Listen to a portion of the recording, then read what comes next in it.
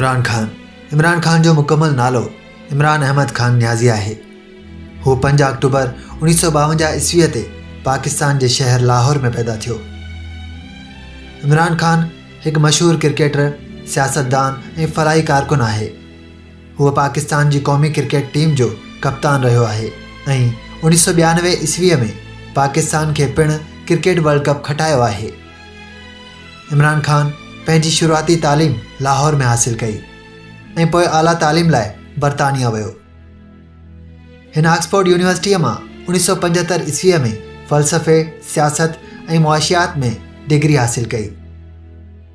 Cricket सां संदसि दिलचस्पी नंढपिण खां हुई ऐं जल्द ई हुन पंहिंजी क़ाबिलियत जे बुनियाद ते क़ौमी टीम में जाइ ठाहे वरिती। इमरान खान 1971 ईस्वीअ में पहिरियों भेरो पाकिस्तानी टीम लाइ खेॾियो। हुन पंहिंजी क्रिकेट करियर दौरान केतिरा ई यादगार मैचिस खेॾिया। 1992 ईस्वीअ में संदसि कप्तानी में पाकिस्तान पहिरियों भेरो क्रिकेट वर्ल्ड कप जो फ़ातिह बणियो, जेको मुल्क लाइ हिकु तारीख़ी लम्हो हो। क्रिकेट मां रिटायर थियण खां पोइ इमरान खान समाजी ऐं फलाही कमनि ते ध्यानु ॾिनो। हुन 1994 ईस्वीअ में शौकत खानम कैंसर अस्पताल क़ाइमु कई, जेका पाकिस्तान जी पहिरीं कैंसर अस्पताल हुई।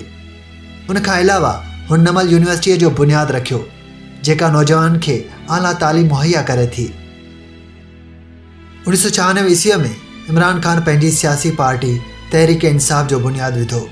शुरूआती तौर ते सियासत में खेसि घणी कामयाबी न मिली, पर वक़्त सां गॾु संदसि पार्टी मक़बूल थींदी वई। 2018 ईस्वीअ में इमरान खान पाकिस्तान जो वज़ीर आज़म चूंडिजी वियो ऐं संदसि हुकूमत नओं पाकिस्तान ठाहिण जे नारनि ते ध्यानु ॾिनो कि अगर हम आखिरी कतरे तक लड़ेंगे तो वो कौन सी जंग होगी?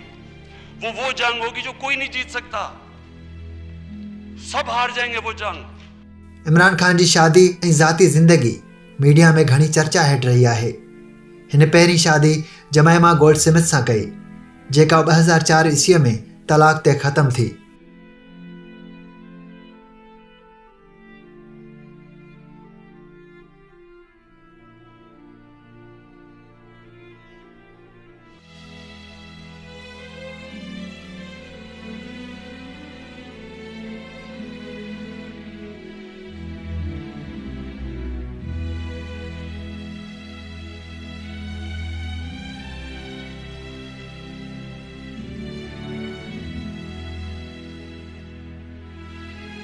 पोइ हिन रेहाम खान सां 2015 ईस्वीअ में शादी कई, जेका कुझु महीननि बाद ख़तमु थी वई।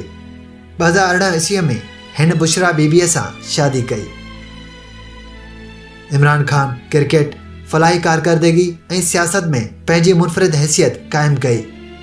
हू पंहिंजे उसूलनि, जदोजहद ऐं अवामी ख़िदमत जे अज़म लाइ सुञातो वञे थो।